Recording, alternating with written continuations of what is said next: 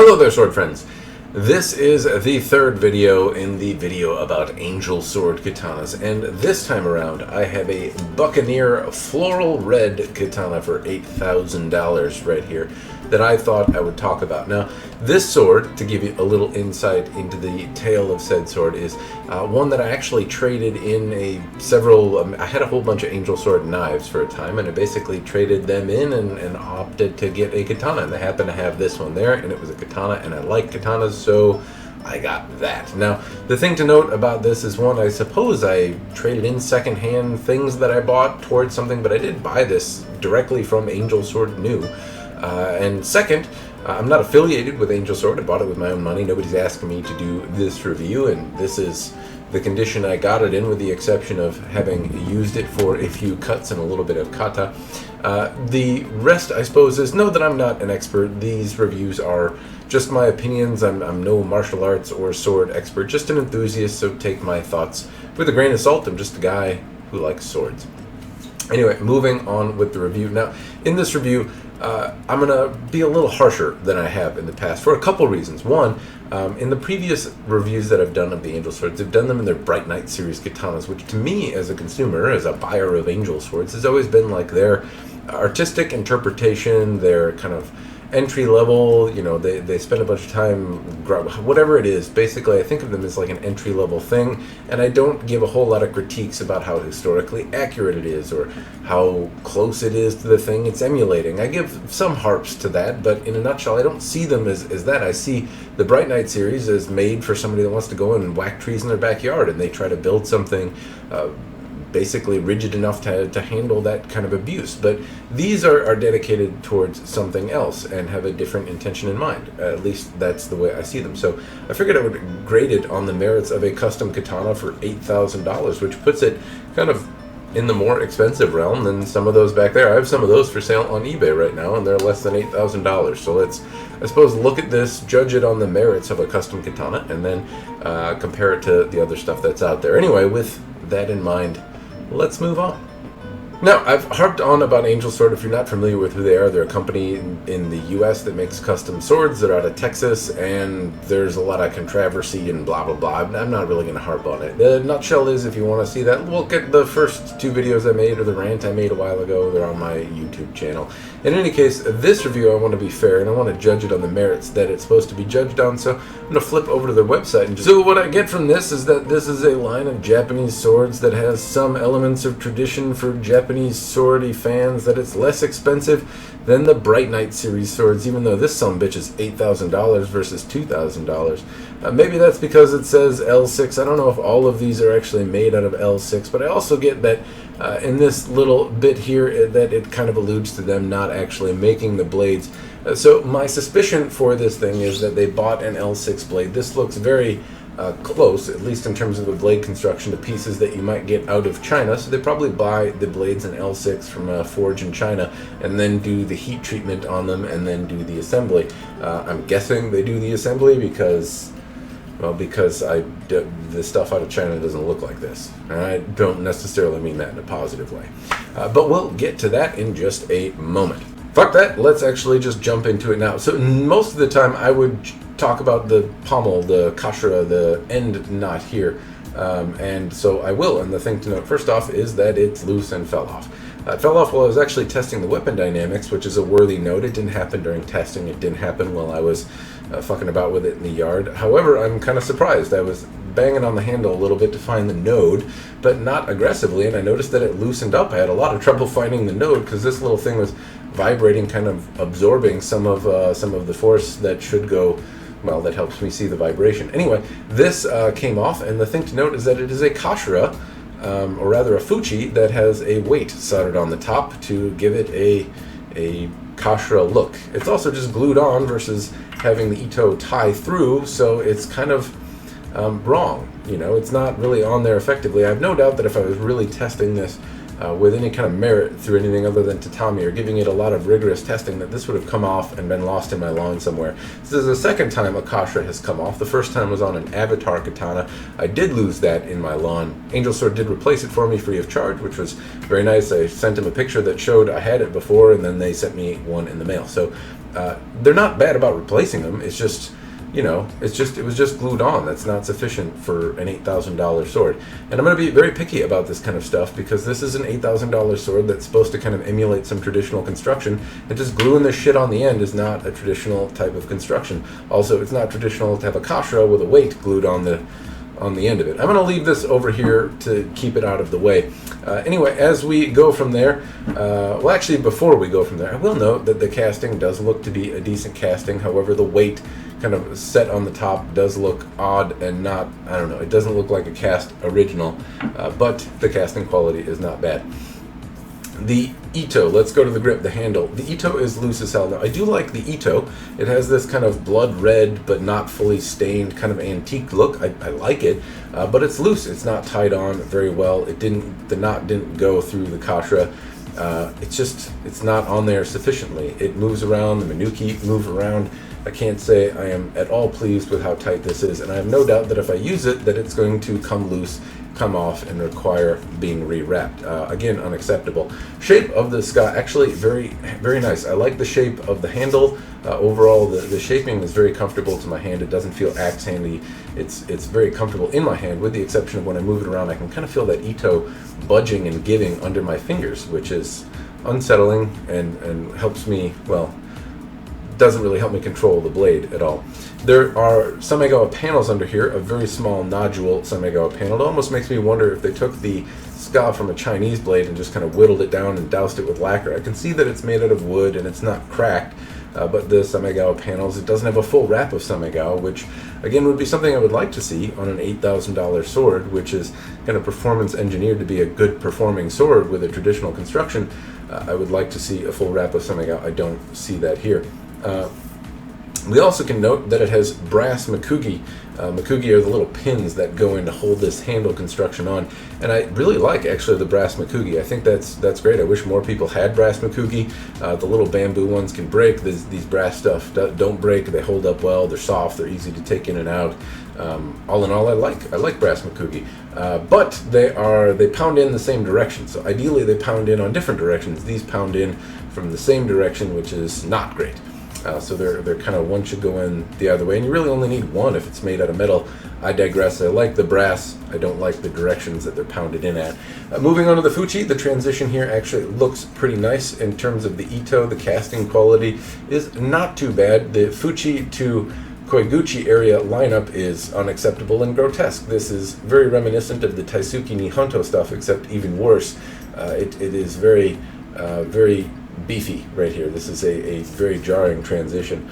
In any case, the Fucci is on there and it's at least set in right. I can take it on and off easily enough.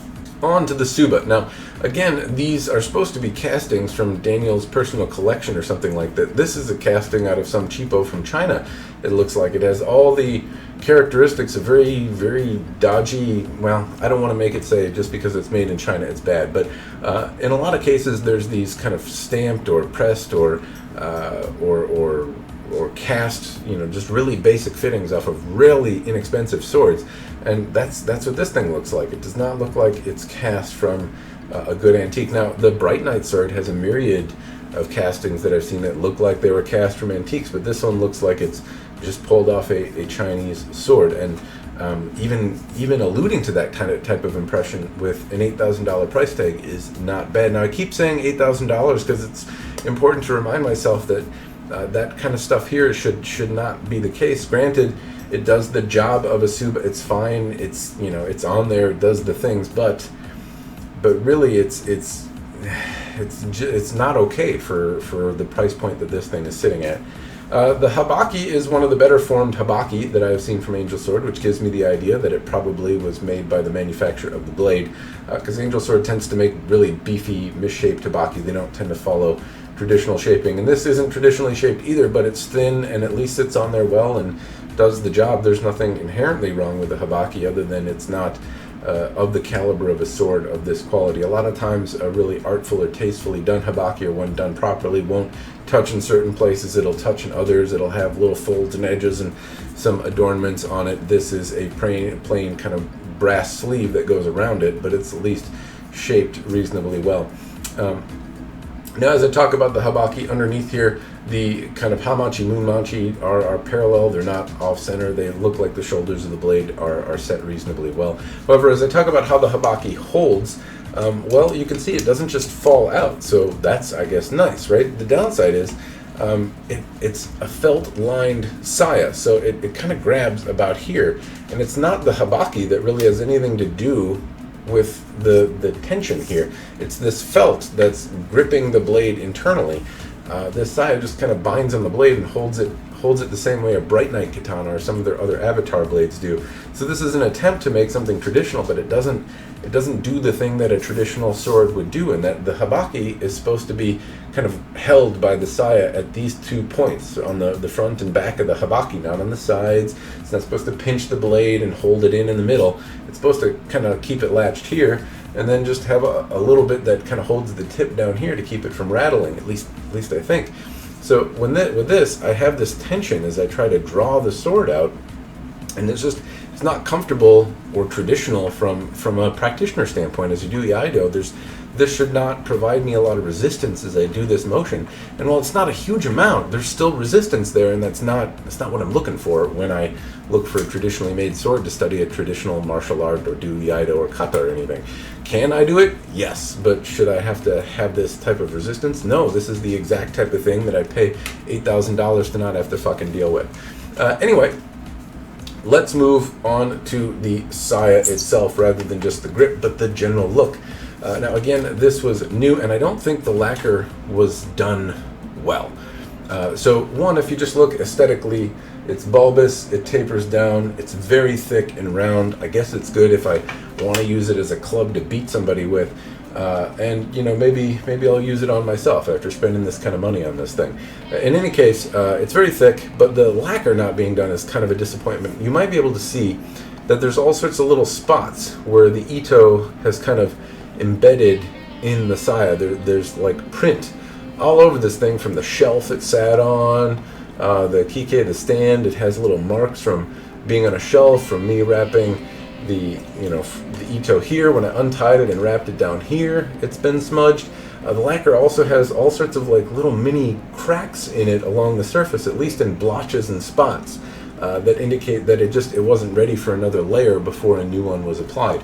Then we have this. We have this finger paint right here.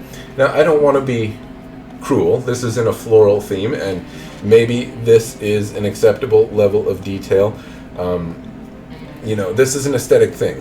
I think I would like something more detailed than gold Sharpie, but anyway, this doesn't seem to be an acceptable level of craftsmanship or art to me, but it's subjective again. I guess it matches with the kind of muddy casting here. Muddy floral maybe is the theme. In any case, I'm not super chipper about this because it looks like it was kind of penciled on, and I can see all sorts of spots where they tried to correct, and it just doesn't. I have a lot of difficulty in appreciating it. Maybe I shouldn't, but in any case, I'm not super thrilled with this. The kurigata is on there pretty good. I don't notice a lot of spacing. The cut in here to get the kurigata on is good, and it's a well-shaped piece. The sageo is gold, and it looks like it's just additional ito. But anyway, it actually matches pretty well. I don't mind this. The color actually matches the little decoration here, so not bad. Anyway, now we can move on to the pointy stabby part. And the blade, as I talk about what's underneath here, the nakago, I want to draw some special attention here because this looks a lot like the nakagos I've seen out of blades out of China. I have no idea if this is actually an L6 blade. Daniel's much more of a metallurgist than I am, so presumably if he's selling it as an L6 blade, then that is what it is. There's the nakago, and let's move on to the blade. So as I talk about the blade, there are some cool things. One, the hamon on this is really quite stellar. I mean, I like the look of it, but it looks subtle and rough, like some blades I bought for $200 before. It doesn't have much more than Iaido polish, and also you can make out a lot of subtle little scratches everywhere from like the belt sander they use to put the final shaping and geometry on this thing. It didn't have the greatest polish. It also has all sorts of little scuffs, like it went into a heavy etch and in the bohi and some other spots, there are just little scuffing bits throughout, as well as some, kind of pocks or little bits that look like, in perfect spot, like there was a bit of spielkes or something on it when it went into an etch or something. Just little bits in the polish that aren't great. So that's the polish. I think it's fine for $300. I don't think it's acceptable for $8,000, but it does offer some character to appreciate in the differential hardening. I do certainly like the look of that, but I think it could certainly be better as well. What I will say is the shaping on the blade. The bohi has really excellent terminations. I think this little spot where it terminates is uniform and even. I like where the bohi is resting. I like the flats of the blade are even and smooth. The bohi is also relatively even and smooth. Overall, the planes and shaping on the blade are quite good. There's not any niku or any kind of meat on the blade. It appears to be a pretty flat grind. So geometry-wise, honestly, I like the shape of the sword. And so there's that. I mean, the polish isn't great. It's sharp, but you got an idea for geometry. It does have a much more stereotypical shape for a katana than what you've seen in some of the other angel swords that I've shared with you, which are more artistic interpretations of a katana. This is a lot closer to traditional shaped, but we've talked about how they've missed the mark everywhere but the blade, and the blade is something that admittedly they say they did not make. Where I'm going to change my tune a little bit here is dynamically. One, the sword feels very comfortable, agile. I feel connected. It feels like a light katana, a good balance of something where I wouldn't necessarily want to do kind of big, hardy, heavy cutting, but I wouldn't necessarily be worried about it either. And it has a light enough frame where I would feel comfortable kind of doing a lot of repetitions or using this for Iaito. And the weight as an Iaito, even though it's sharp, but I'd use it for Iaido. That's, I suppose, the right way to say it. In any case, I think it has a lot to do not just with the weight and the dynamics, but also the grip. The size lets me get kind of easy purchase and feel like I'm really connected to the sword through the grip. And yeah, it feels like a comfortable sword in hand as I move it around and do, try to go through the motions. Where I stumble is that the ito is a little loose, and it's not a big deal now because it's still on there, but I can feel it kind of moving, and it makes me a little trepidatious about really putting any chutzpah on anything. And then the other bit is the sai. As I try to put it in, the sai just doesn't. I'm worried about the lacquer kind of cracking more, or sticking to my obi or something like that. I'm never really sure when it's dry. Two, it provides resistance, and it doesn't feel very good from the saya perspective. Once the sword is out, though, it swings around and moves, with the exception of kind of having loose ito. As I twist my hands, I can kind of feel it moving around underneath my hands, which is not great. The last bit is cutting. So I've done some cutting with this, and this is where I really have to sing the praises of the blade. It cuts. It's fantastic. It moves through things really well. It is a joy to cut with. I don't know what exactly mystery magic they're doing to make that happen, but it is absolutely wonderful to cut with. It just moves through stuff, and this doesn't feel like it's going to be a big, hearty, meaty chopper, but it moves through the tatami as well as any competition cutter I've had. I don't really know what to say. It doesn't have the profile of a competition cutter, but you kind of toss it out there, and it does the work and moves through that material for you really easily. It's controllable in the swing, and it just sings through the targets. From that side of things, it was really fun. From a cutting perspective, it was a blast.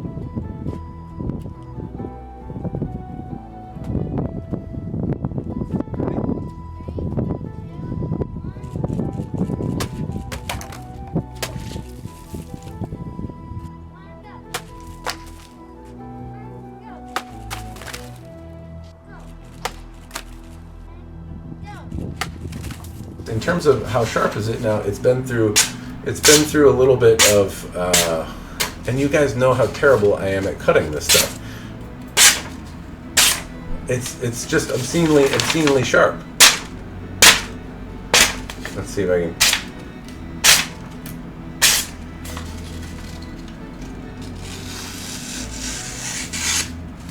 Anyway, before I make paper mache all over the place, I'll just say that it is extremely sharp. It did the job.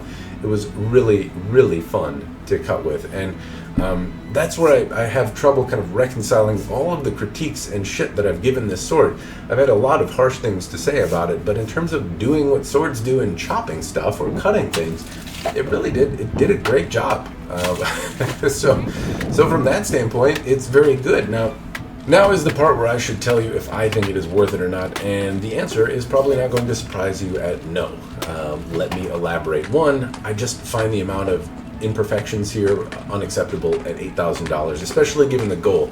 I can kind of give the Bright Knight series a bit of a pass. Even though it's really expensive and in the threshold of custom katanas, I look at them as being made to be durable, that they're not putting as much emphasis on traditional construction. They're trying to make something that's going to handle really well, and they skip all the frills and thrills and just put in something that's going to hold tight through the years. And that's not what this is. This, by the website's accounting, sounds like it's made for somebody like me that wants a blade for a martial arts tool, somebody that's a fan of Japanese swords and wants traditional construction with, married with modern techniques in metallurgy and stuff like that. So with that in mind, there's just too much unacceptable. This fucking kasha that fell off that isn't a kasha, is a fuchi with a weight glued or soldered on the end. That's not okay. Loose ito that is gonna need to be rewrapped.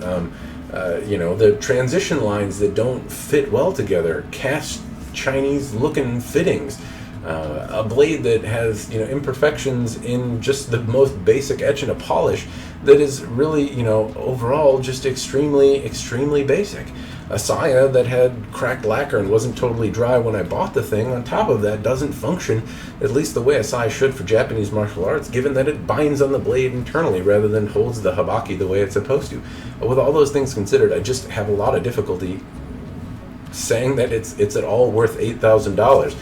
And that's taking into consideration that this is among the champion of blades that I've cut with. It excels in the cut. It moves through things really well. I took it to some frozen tatami mats while I was cutting, and it sung and moved right through them. It is a joy to cut with, and so I weigh that really heavily, given that it's a sword and that's what swords are supposed to do. However, I don't just cut things with swords. I do a lot of things. I do a lot of kata. I do a lot of iaido. I'm taking it out and putting it back in the scabbard. That's primarily what I'm doing in class, and this just misses the mark here, especially given that there's another person by the name of Howard Clark who makes L6 blades and has some renown as a metallurgist and swordsmith, and he could make you a blade, and then I think he charges about $4,000 for an L6 blade. You could get one of those, and then you'd have another $4,000 to get it finished, to have it polished, to have a set of Fujikasha or Minuki made by somebody talented like Roman Urban or Kevin Adams or Marcus Chambers or Patrick Hastings or Josiah Boomershine or any of those talented craftsmen I've had the pleasure of working with over the last several years. You could send it off to the Man in Black or another talented craftsman or Josiah to get mounted up, and you would have a finished sword for presumably really close to $8,000 that I think would be superior to this. It would be likely more suited to your taste potentially, and you'd have something much more refined in terms of the other things you do with a sword.